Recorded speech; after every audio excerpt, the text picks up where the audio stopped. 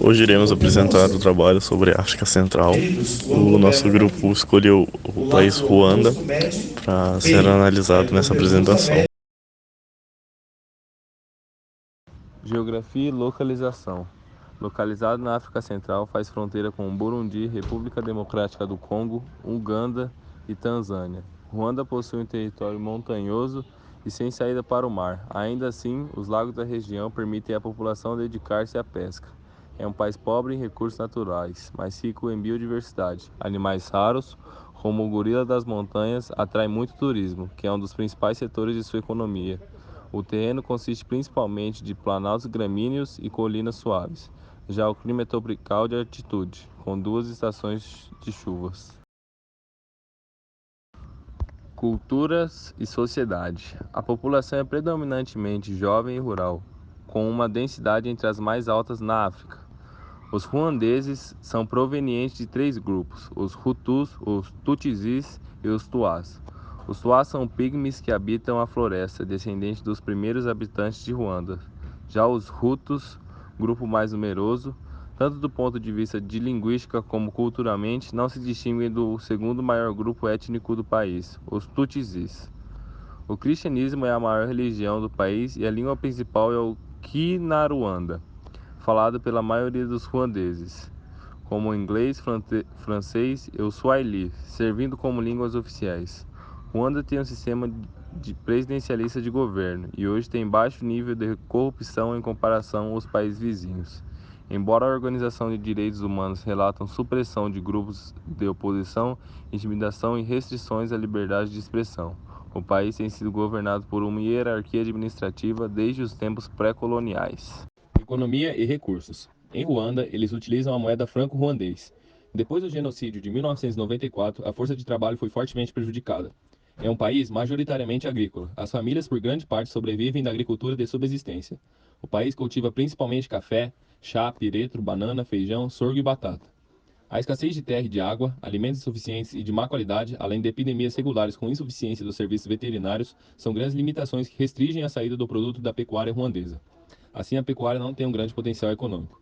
A indústria representa uma pequena parte do PIB do país. Os produtos fabricados incluem cimentos, produtos agrícolas, bebidas, sabonetes, móveis, sapatos, produtos de plástico e cigarro.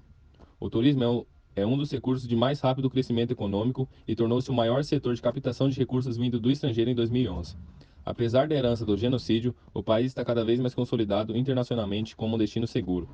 Os principais desafios enfrentados no país vêm como consequência do genocídio de 1994. Começou quando o presidente ruandês Juvenal foi morto no atentado contra o avião em que viajava. Após isso, culparam uma outra etnia dentro da própria Ruanda, gerando uma guerra civil no país.